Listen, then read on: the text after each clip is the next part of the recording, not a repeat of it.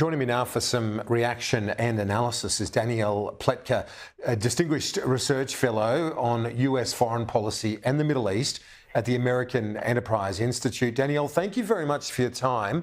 I noticed one of your comments today on social media. It seems like you weren't surprised by the statement by New Zealand and Canada. Were you surprised that Anthony Albanese was part of that? I was disappointed. I think that's the right way to say it. Look, you know, in America, we've learned not to expect much from the Trudeau government. In Canada, and of course, you know, New Zealand is New Zealand. I think, you know, Australia obviously has an important relationship with the United States. We rely on the Australian government to be sensible. When we see them calling for a ceasefire, when we see them making statements, I couldn't believe this when I read it.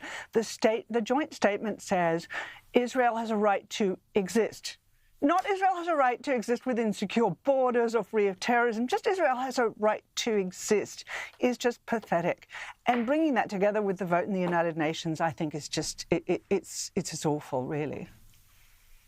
You said that it was an embarrassment to all decent Australians and beneath also the embarrassing record of the Albanese administration. Can you elaborate on that for me? What do you find embarrassing and flawed in what the government has done to this point?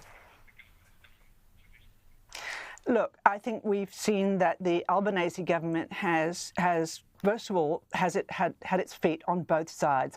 Well, really wanting to not defend Hamas, but to defend the idea of a ceasefire.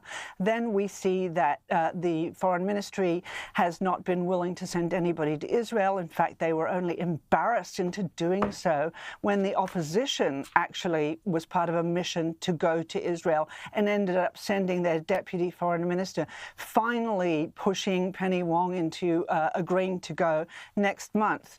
You know, Australia has a long tradition of support for Israel. Australia has a long tradition of standing by Israel's right to live in peace and security, free of terrorism, within secure borders. It looks to me like it's on the way out, and I don't think that that is representative of how Australians feel about the state of Israel and the Australian relationship with the Jewish people.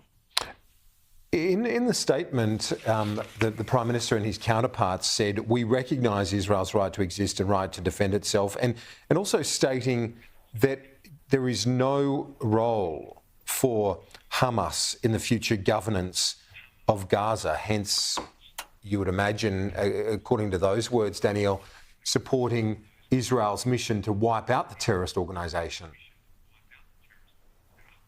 Well, right, and you highlight exactly the problem.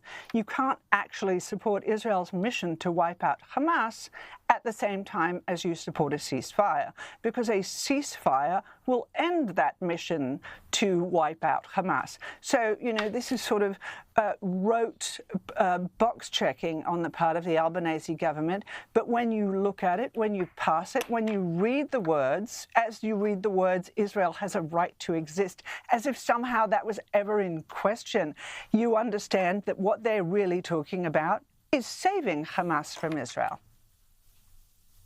The reference to the Israeli settlements being a breach of international law and those sorts of points, do they have merit in terms of looking at how to find sustainable peace in that part of the world?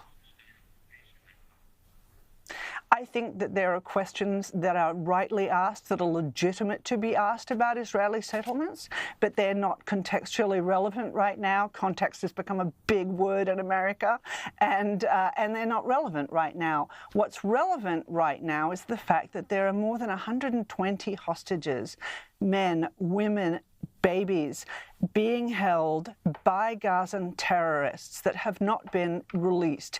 There is a very easy step forward right now. There is a ceasefire that is the return to October 6th, so the surrender by Hamas, the release of all the terrorists, and then all of these questions about the future of a Palestinian state, future governance are extraordinarily important and remain to be negotiated. There are no negotiations going on about the future of any Palestine right now because terrorists are in charge of a good part of what they would like to be their state. Danielle Pletka from the Centre for the Middle East and the American Enterprise Institute, thanks so much. Appreciate it. Talk to you soon. Pleasure.